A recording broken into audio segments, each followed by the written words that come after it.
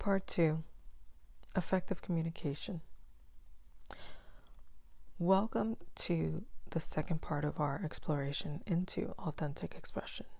In this phase, we dive into the art of effective communication, a crucial aspect of ensuring your authentic voice resonating powerfully with the world. Now, before we get into that, we want to understand the essence. Communication is the bridge that connects your internal world with your external. It goes beyond words, encompassing tone, body language, and emotional resonance. The goal is not to just be heard, but to be truly understood. Because we all have been there, where we want to bring our point across, but there have been times where we don't necessarily feel heard or understood or taken serious and so on, right? We've all had these moments at one point, at least throughout our life. Whether it was we were trying to justify our behavior to our parents about why we prefer one thing over another, whether we were trying to validate our feelings to our spouse, and we felt that this communication wasn't reaching the resolution that we were looking forward to. There was no resonance, there was no understanding, and sometimes there is no resonance or understanding because the point is not supposed to get through to certain individuals or in certain situations, right? Because what happens is when we are really authentically expressing ourselves, we are speaking with the genuine essence of ourselves.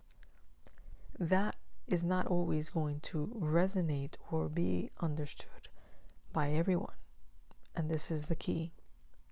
It is going to resonate with the right people, with those people that are your people, for example. Because I'll put it in an example that we can all resonate.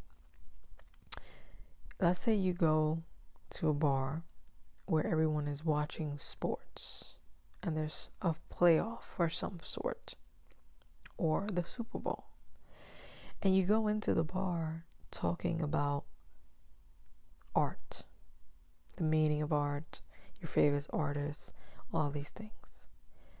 One, you're not in the location to be heard about art because it's not the place, it is not the moment, and it is not in the resonance for that kind of conversation. So to have an expression of your authentic self be heard, you have to have a certain level of discernment that allows you to know the where and when and the why behind that decision that you are making to express yourself authentically at certain places to certain individuals, right? Because the ones that hear us, that value us, that understand us, are those that are going to be in resonance with us. And we have to learn to be okay with that and know that not everyone is going to be in the understanding or in the acceptance of all that we are. And that's okay. There's no right or wrong. It just is that what it is. So the more accepting of that possibility we become, the more clear we become in our decision of when and when not. And the less we want to convince and attract people that may not always align or resonate with the message that we have, we start to just be ourselves when we feel like being ourselves and being okay with what stays and what goes, who's understanding and who's not. Because the truth is, when you are in your authentic expression of self in any form, you only want the right people to actually hear you. You don't want everyone to hear you. Because what happens is when the wrong person hears you and they're not ready to receive the message, or they're not ready to be in the mental capacity to maybe comprehend the message or accept the message with the intention that you are providing the message. What they will do is they will completely distort your message, right? There's going to be a level of resistance that's going to occur that is completely unnecessary to the expression of your authenticity. Because let's say it's a person that's very critical, judgmental, or racist, or whatever, and you want to voice your authentic expression to them. You should have enough self-awareness to know that they might not be receptive to your message. And even if they are, they might not understand it. If they don't understand it, they won't get the true meaning of it. So then, to be able to comprehend what you're trying to say, they have to make up their own assumption of what you're trying to say, which might completely distort the truth of your authenticity. Therefore, creating another storyline out of something that was not meant to be. So remove all expectations and concerns about reaching, for example, the masses. Place your intention to reach the right ones, because the right ones will learn and see you for the truth that you are. They will see your intention. They would understand the message. They would comprehend it fully. They would embody the meaning. They would have a beautiful resonance and feedback that can create a genuine connection and bond and conversation, right? And they will know your value, and they will know what you have to offer: a connection, a relationship, an environment, or organization, because they, who can hear you and understand you, are able to see the resonance at the frequency that you're standing, because they are in alignment with you. So when we step into authenticity, this is a disclaimer to be aware that not everyone will reach or receive the message. In fact, they might not even be in alignment to even come across the message ever, because their energy is not in the same station as you are providing it. So to be authentic is to be more surrounded by, yes, maybe less people, but it would definitely be quality over the quantity equation, which would feel amazing if you're like me, because who wants to be in a room full of masked people who are living lies and telling stories to diffuse the silence in the middle of conversations, right? Mundane conversation, meaningless conversation, or gossip, and so on. If you do want to step into your authentic expression and self-mastery, understand that your proximity will change. People will not hear you the way you are attempting to be heard, and vice versa, right? So it's going to be changes. And this is something that I felt the need to disclaim with you guys. So because you are expressing your internal world to your external reality, and it goes beyond the words and the tonality, because it's your body language. It's the entirety of the experience of what you are giving.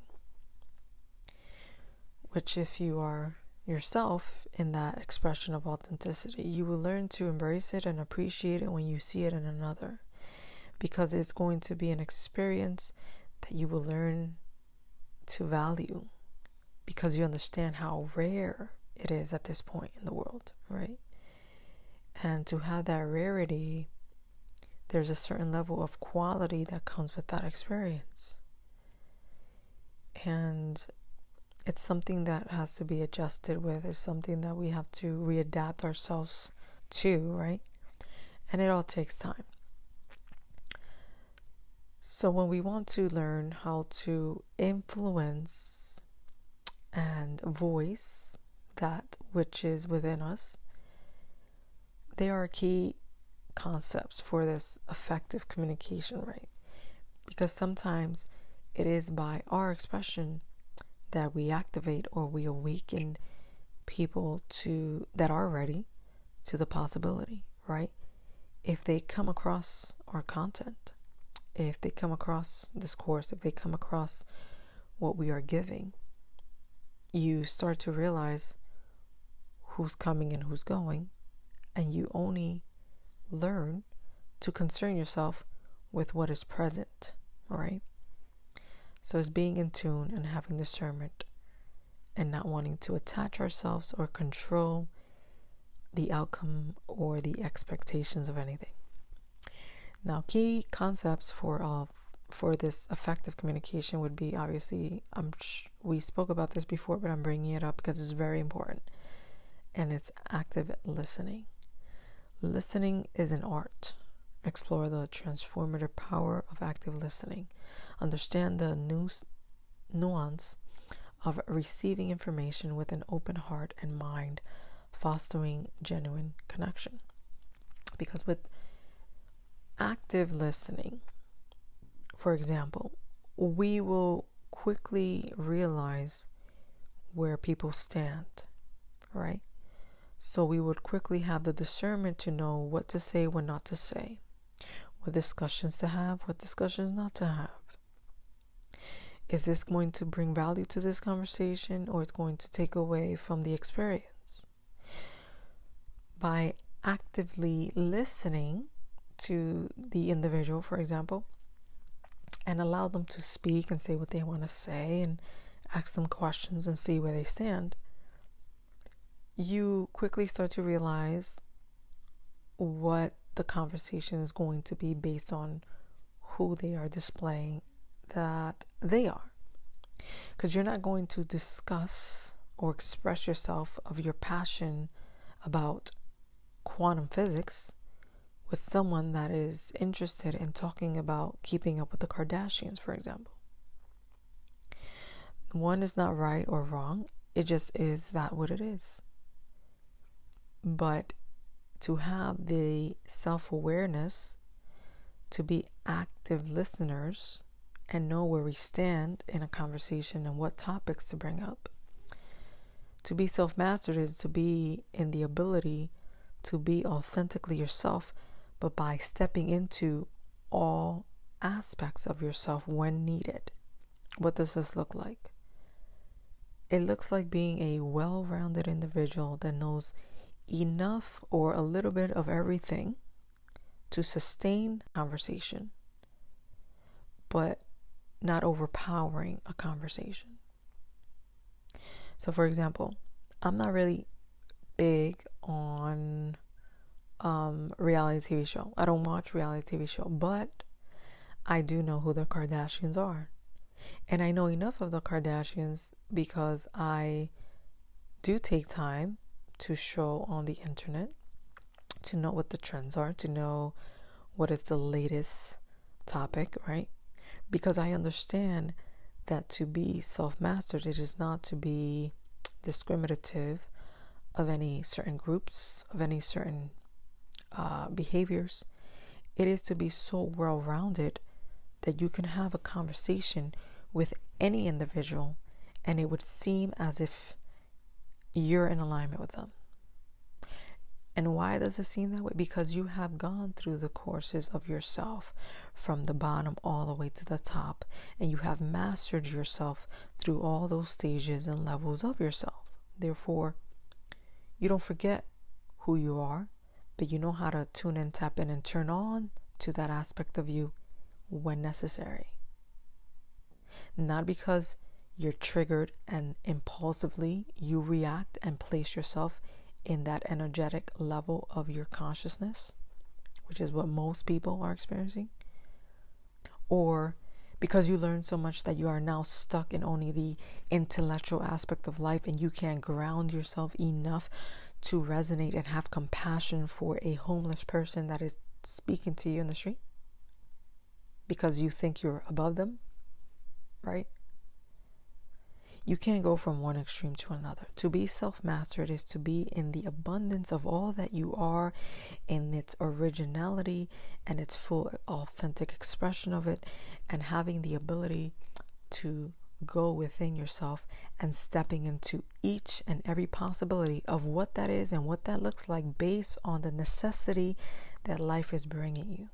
Because remember, we are learning to master ourselves so that we can learn to surf the waves of the contrast that life is. So that in that contrast, we can have love and compassion for all. We can have acceptance and understanding for all. Because we learn to be all of those ourselves, right? We understand what the person in level 3 is going through, because I remember and can step into that experience when I was in my level 3 level of consciousness. And now I can know what I needed to hear, what I needed to experience, what I needed to feel valued, to feel heard, to feel loved, to feel appreciated, right? That is what self-mastery is.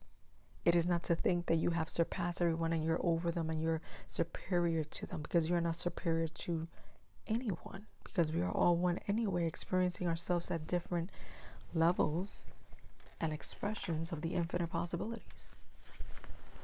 So to think of yourself as separate of another is to think of yourself in the ego mind, which always traps you in one level, limiting yourself to your own full potential, because that's what the ego is supposed to do, because that is how the ego will have the seat on the driver's seat running the show, because it has to make you believe that people outside of you are against you, or it has to make you believe that we are separate. It has to make you believe that you're better. It has to make you believe all these lies, so that in your denser mind, in your lack mind, in your fear mind base, you're not suitable or capable to control and master yourself. Therefore, run your own show.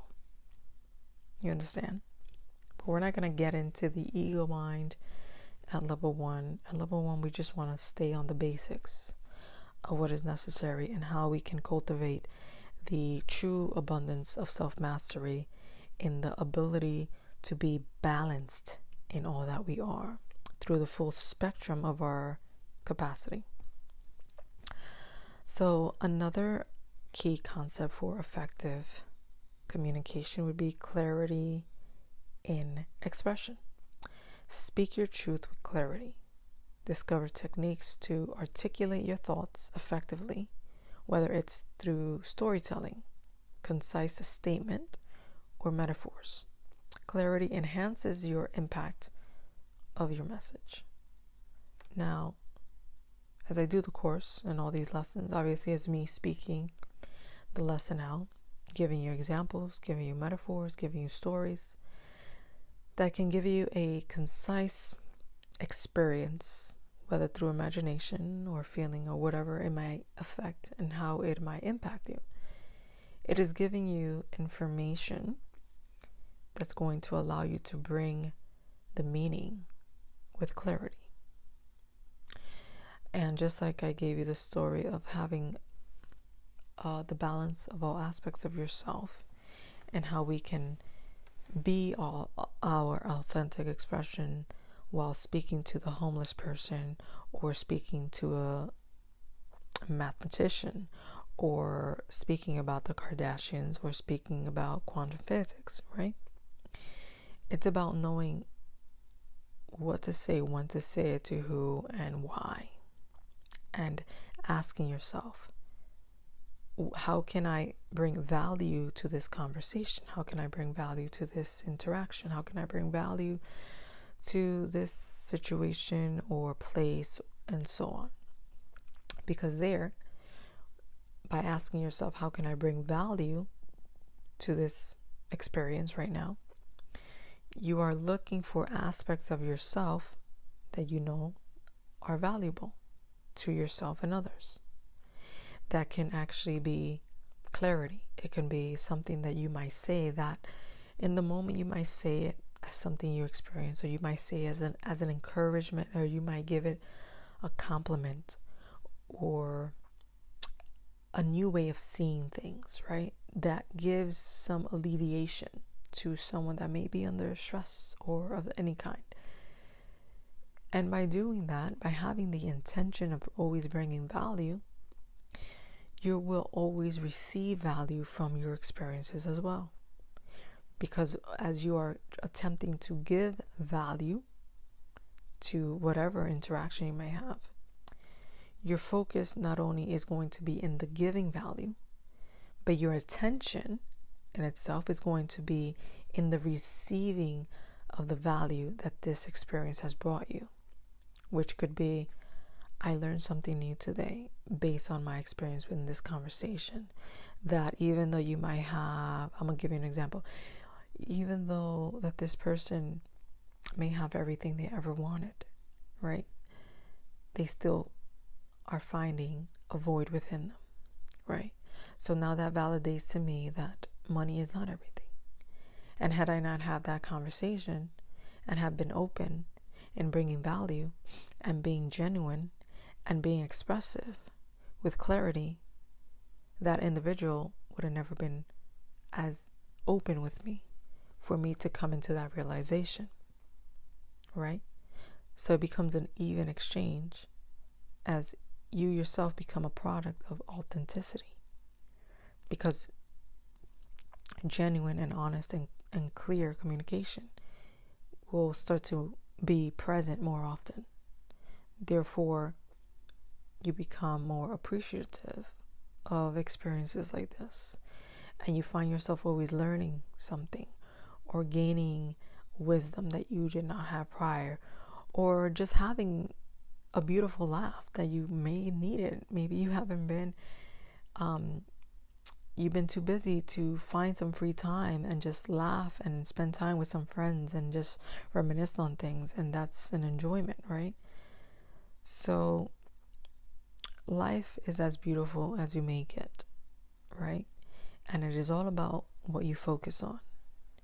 And if you're focusing on the negative, and if you're focusing on what does this person need from me, what do they want, what are they taking, what are they trying to lie to me, like if you're focusing on that, then that's the experience you're creating. If you're focusing on how can I bring value, what can I learn from this and stuff, whether the person's intentions might not be the same as yours, the energy that you are emitting, it's always going to come back to you. It might not come from the same person, but it will always come back to you, because that's the energy that you're putting yourself in. That's the station, the energetic vibrational station that you're placing yourself into, right? So you might get a few statics here and there, but that doesn't mean you're going to allow the little static to take you off your course, to take you off your station, so that you can now match an energy that you don't want to be in. If you don't want to be in an energy, don't give it your attention, don't give it your focus, don't give it your energy, basically. Don't change or bring yourself down to someone else's level to correct them, to justify them, to defend yourself, right? No, let people do what they do. Let people believe what they want. Don't even argue. Just, okay, that's fine. That's what you believe. I accept that. You have more than enough right to do that. That is what you want to believe. I'm okay with that. Why? Because by removing expectations of what we think something should be, life becomes a lot more effortless, a lot more peaceful, a lot more drama-free. It's like, okay, that's fine. I'm not going to entertain something I don't want to sit in. So if you need to feel like you won the conversation, I gladly will agree with that, because that's not what I need to feel how I feel. So anyway, I digress. Another key concept for effective communication is emotional intelligence in communication, which is kind of like what I just said, having that discernment. So navigate emotions in communication. Explore how emotional intelligence contributes to effective interactions. Learn to identify and respond to emotions, yours or others, with empathy and authenticity. So, like I said, having that emotional intelligence to pick up on the patterns, on the signs, on the tonality, on the body language, by actively listening, by having clarity in what you're saying, to see their response and see where the conversation is going, to see how you can bring value or advice, or sometimes silence. It doesn't always have to be a spoken word. Sometimes all that is needed is silence. Sometimes people just want to be heard and understood, and allowing them that space to do that is all that's necessary, right? But emotional intelligence is very crucial when it comes to any form of communication, because when we get tuned in to people's energies and tone of voice and body language and how they feel uncomfortable, and you can see the slight anxiety or the nervousness, when you know that, ask yourself, okay, how can I bring value, or how can I bring comfort, or how can I make them feel more ease, or how can I bring them more confidence, right? Sometimes if you see someone's nervous, a slight compliment can help. That can also enhance interaction or conversation. A compliment about anything. It could be about them, about something they did, about something they're doing, or something they have on, something they decorated. It doesn't even matter. Just break the ice with bringing the energy of, I see you, I hear you, I feel you, so they can feel heard. And once a person feels heard and seen and appreciated, they're more receptive into hearing what you have to say, because now they're more intrigued by your energy. They're more inviting about what you have to say, because they're just wanting to hear more of what you have to say, because they know that you're bringing that energy to them and they enjoy that, right? So that's important, to have emotional intelligence, to pick up on those subtle little minute moments of body language or uncomfortableness or silence, right? Which brings us into the next key concept of nonverbal communication. Master the language beyond words. Dive into the world of nonverbal cues, body language, facial expressions, and gestures. Understand how these elements complement and enrich spoken words. So I use this both ways. So I use it to know where I stand with the person, and I use it to know how can I bring value.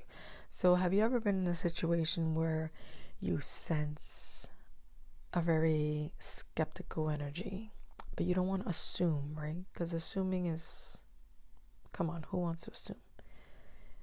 And you want to give the benefit of the doubt, but you also don't want to be naive about what you're picking up on, and you trust yourself enough to know that you are picking up on something, but you're not quite sure of what that is. And then you're kind of assuming of what it is, but you're not certain. Sometimes by saying certain things, you can entice certain body languages that can be very telling of what you need to know. And I'll put this as an example of kind of, I've done this a few times. So we can probably resonate, all of us, with this at one point in our life. But have you ever been in a situation or in a crowd, or in a group of friends, or mutual friends, or friends of friends, and so on, and you're picking up on a energy of dislike or jealousy and so on, for no reason? Just some people just sometimes get intimidated if your energy is very loud, and they have this ick about you, or they don't even know you, but it's like that pretty girl syndrome. Like, people either love you or they hate you for whatever reason. That's kind of what it goes like. And you're trying to see where they are. So because you don't want to assume the worst and you want to have a good time, you don't even want to focus on it. You don't really focus on it, but you also want to know who you are surrounding yourself with. You also want to know how to play your cards. You also want to know how to play your role in the interaction with this certain individual, because you're picking up on certain energies. So let's say that it's someone I don't know, maybe you've seen them a few times. Maybe they're a friend of a friend. You don't really know them, but you've seen them a few times. And to pick up on what is it that you're feeling, you might say something that, based on your active listening in the past and your emotional intelligence, you kind of can pick up on the tonality and their body language and how they speak in regards to other situations and individuals, of how they feel about certain things, right? So you have already picked up and tuned into their pattern of expression, I call it. And when you pick up on their pattern of expression, you start to pick up on the cues of how they act when they like something and how they act when they don't like something. What facial expressions they give when they're excited, and what facial expression they give when they're disgusted by something. Because as an observer, like myself, of course, I've been obsessed with observing people since I can remember. I've created these techniques that have always helped me.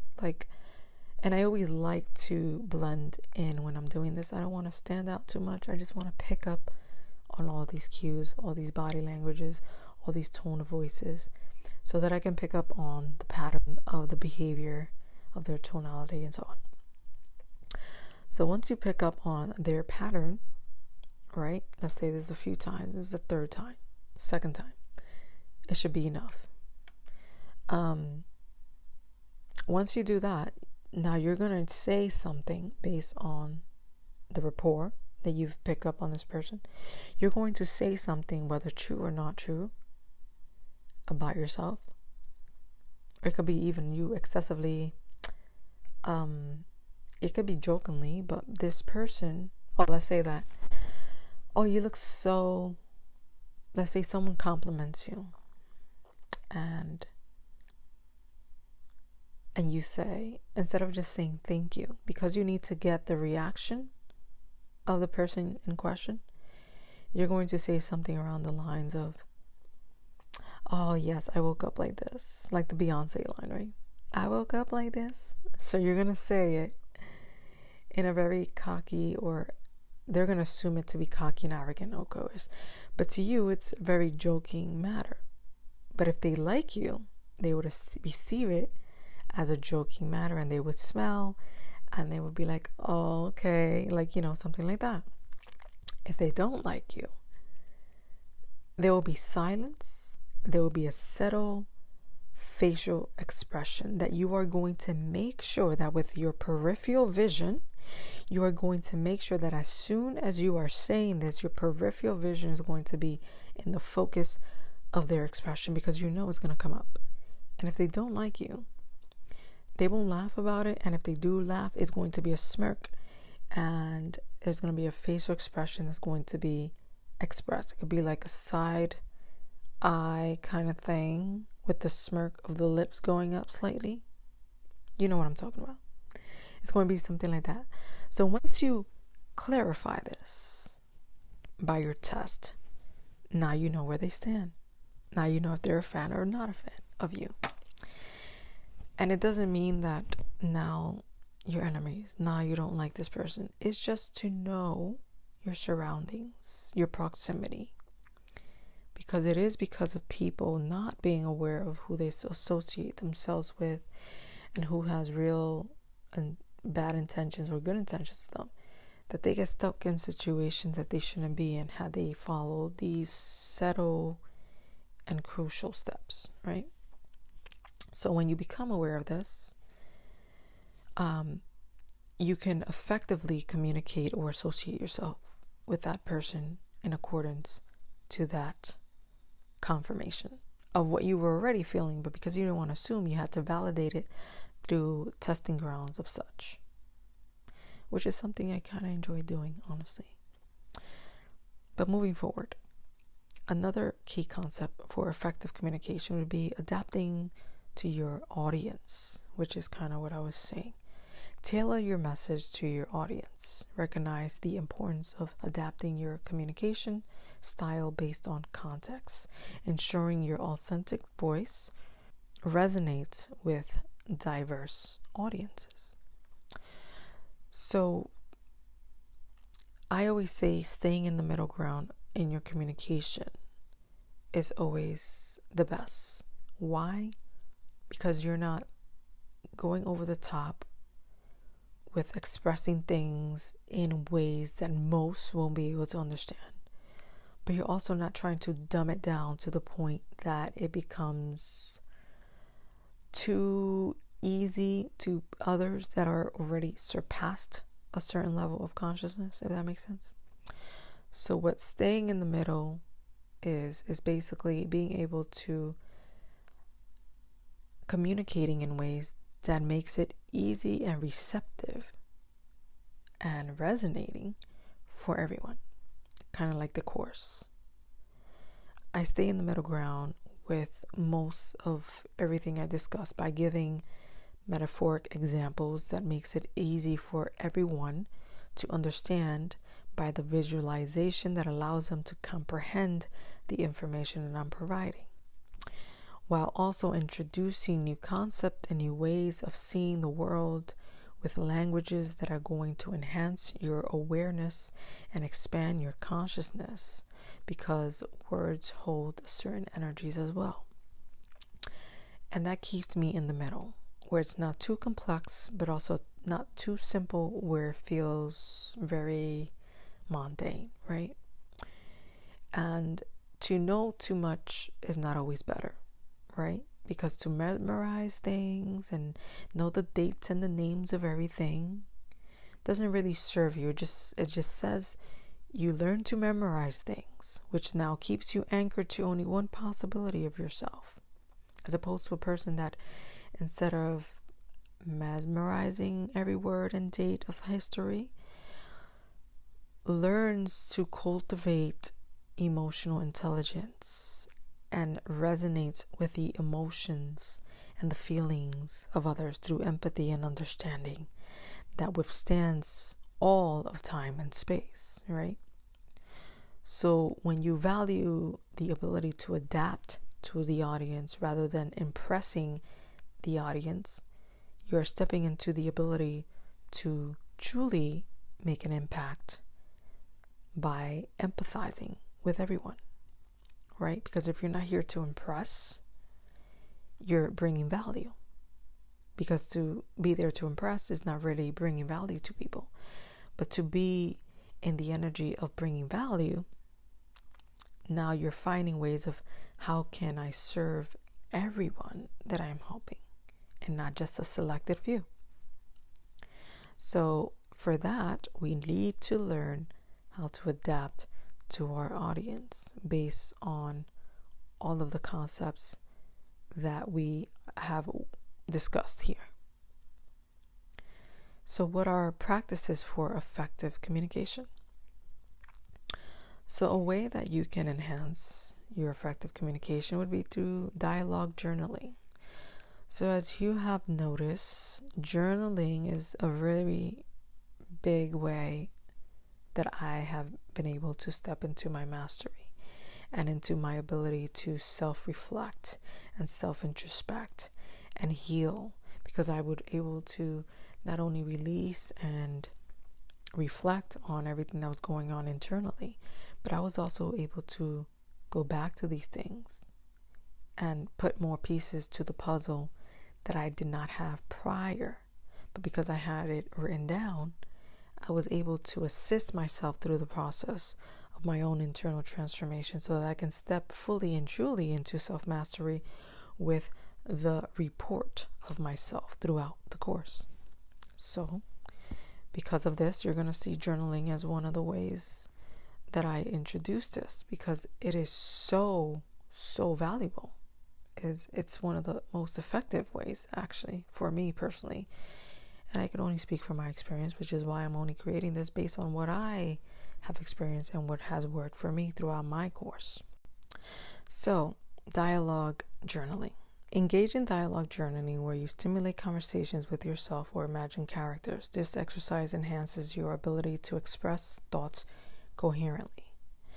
So, this to some degree might seem like you're talking to yourself and actually they say that people that do talk to themselves are one of the most smartest and intelligent people, because they're taking the practice, for example, of dialoguing with themselves to self-reflect their own opinion about maybe a situation or a conflict that they may have going on. And it gives them the point of view of the polarity within themselves. So it is not like you're talking to an imaginary person in your head that tells you what to do. No, it's actually self-reflecting with yourself as yourself, or a character that you can create in your journaling process, so that you can truly discuss the topic and reflect on it, so that in that doing you find resolution and be in the energy of coherence, right? Comprehension of what's actually happening within you, how you're feeling.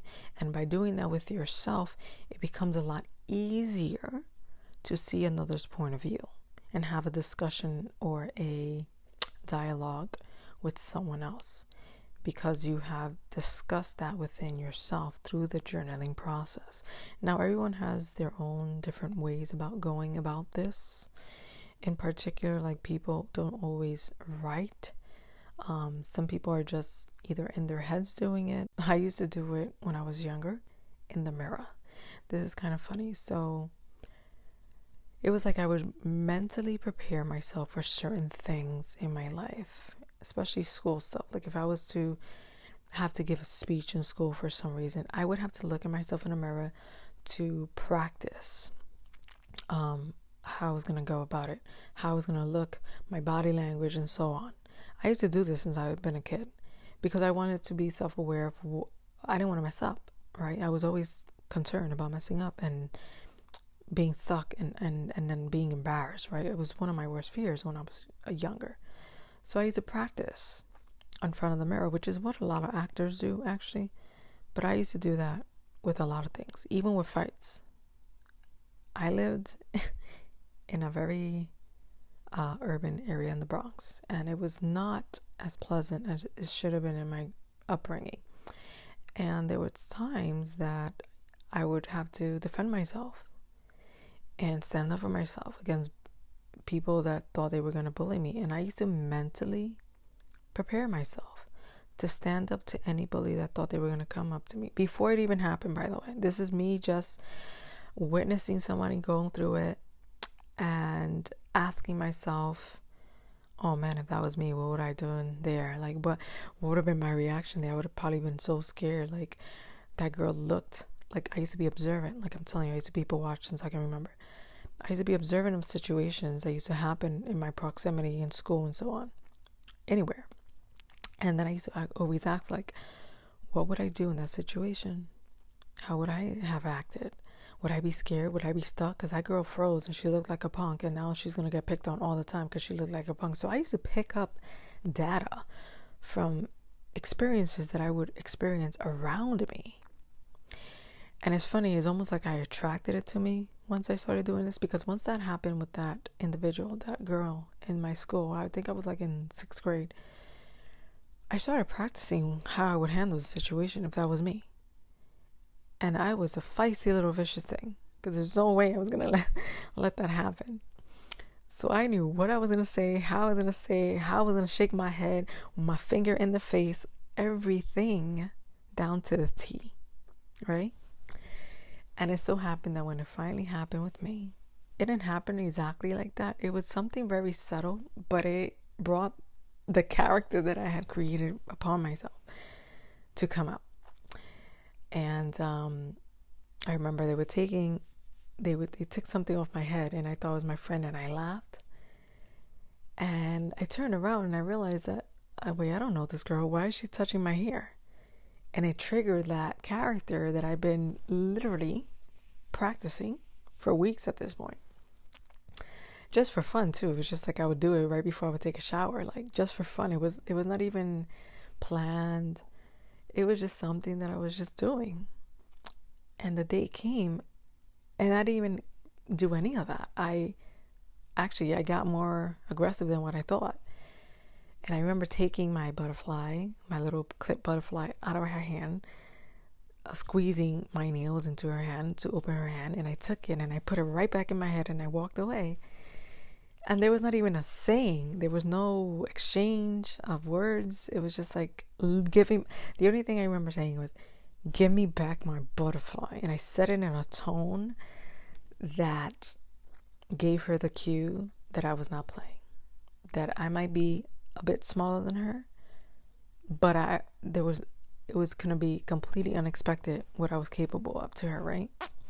Because I was standing up for her, because of the tonality that I use, and because of the body language and the behavior that I went upon of resolving the issue, right? Which was also a surprise for me, because it was just, I just allowed, I guess, the courage that I had already built up in my imagination to be that when I needed to be. So I'm bringing this up because to practice effective communication, it's about solidifying your tonality, your body language, and everything how you want it to correlate in its complete totality of communication. You want to prepare yourself for all expressions of communication, especially that of authentic expression. Because you don't want to plan out what you're going to say, obviously, because you're going to express yourself based on the moment, based on the necessity, based on what's happening, based on the situation, based on the person. All these things are going to matter. But you are going to reassure yourself of who you are on anything that you can control. How are you going to speak when you have to be assertive? How are you going to speak if you want to be understood? How are you going to speak if you want to bring clarity? Meaning, what is your tone of voice? What is your speed? What is your body language? All of these things are going to add on to the effective communication, right? So by creating a dialogue, whether by journaling this dialogue or practicing it in front of the mirror or just doing it while you're driving in the car by yourself, whatever works for you. There is no right or wrong way. It is whatever feels natural and effortless to you. That's always going to be important.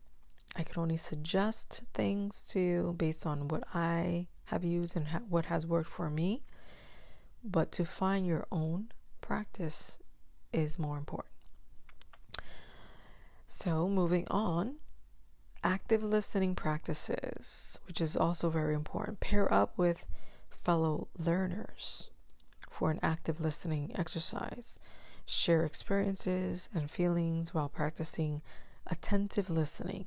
Reflect on the impact of being truly heard. So here, because we want to create the community that's supportive, that's understanding, that's like-minded, that sees and has the same intentions of learning and self-mastering ourselves, we can partner up with people in our community. We can find people in our own home that can help us do this, right? And get into the practice of active listening if that hasn't been something that you're good at, right? Because practice brings mastery. So by pairing up with someone that actually is in resonance with this kind of stuff and is into learning and in advancing and becoming a better version, if you don't find it in your proximity, this is why we are creating the community here, so that we have access to that, right? To be in communication with others, to support and motivate each other is so important as a community. So be open to doing things and exercises of this nature so that we can expand on our abilities and receive beneficial feedback, right? That's needed. And another way would be to storytelling workshop, right? Participate in storytelling workshop. Craft and share a personal story with the community. Embrace vulnerability and notice how storytelling deepens connections, right? So I would hope and would like to believe that as I go through this course with you guys and share my stories so that I can resonate with you and have a sense of relatability. As I am being vulnerable and telling you these stories, I am telling you to truly connect with you all, because we can all share stories and resonate and have our own stories to share that kind of resemble the same lesson, that kind of resemble the same situation, the same experience, the same emotional states, right? That make it all relatable. So while we are doing this and sharing our own stories and our own journey and answering the questions and sharing it in our community, all of this adds on to ways that we practice these practices in our daily life, which is why I always encourage it, so that we can create that ability to socialize and communicate and meet like-minded individuals that can assist us and encourage us and motivate us and give us the example that is needed if they are a little ahead of us, or that we can learn to hold and lean on, right? When in time of need, in time of distress, in time of overwhelmness, right? All these moments, it is important to have individuals that understand you. So moving on to the next practice, which would be the nonverbal communication experiment. So conduct a nonverbal communication experiment. Record a short video expressing a message using only body language. Reflect on those subtleties conveyed. So you can create your own experiment, like the example that I provided before, where I created an experiment of observing someone's pattern so that I can become aware of how they feel about me. You can do something like that. You can do what I just suggested here, where you do a recording and express a message using only the body language, so you can see and become familiar of what is it and how is it that you're expressing, right? And how you want to be received. Or you can do it in the mirror. You don't always have to record it. You can do it in the mirror like I used to do when I was younger. So all of this allows you to enhance on your nonverbal communication, right? By you being aware of what nonverbal communication you yourself are providing to others as they witness you. When you have someone like me that's observing everything, they're going to pick up on everything. So you want to make sure that your nonverbal communication is giving the right message and becoming aware of when something may seem like something that's not, and how you can enhance or transcend that. Now, what are the benefits of effective communication? For the first one, we have enhanced connection. Effective communication fosters deeper connections with others, creating a shared understanding. For number 2, we have conflict resolution. Learn how communication can be a tool for resolving conflict and fostering harmony.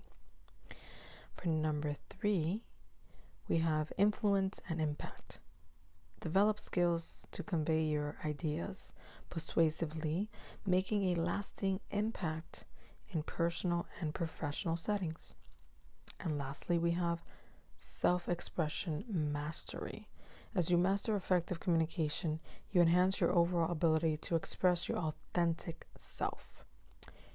Bringing us into the conclusion. Effective communication is a dance, a harmonious exchange where every step is intentional and every word is a note in the melody of connection. Let's embark on this transformative journey together. Now, for the question of the lesson that I would love to see what everyone has to say and share here is, what does authentic expression look like for you? And how has it influenced your communication with yourself and others? And moving forward, of course, as always, we have the possible challenges that we can experience through the course of this phase in our lessons. For one, we have vulnerability. Authentic expression often involves revealing one's true thoughts and emotions, which can make individuals feel vulnerable. Communication skills for number 2. Some individuals may find it challenging to articulate their thoughts and emotions clearly, leading to potential misunderstanding. Number 3, conflict and confrontation. Honest expression may lead to disagreement or confrontation, especially if there are different perspectives.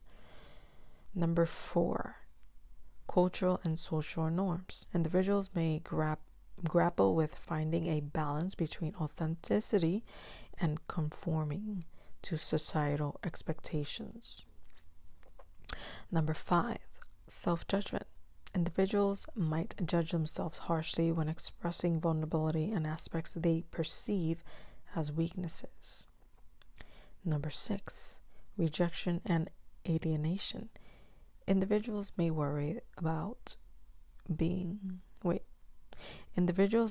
that being true to themselves could result in social exclusion.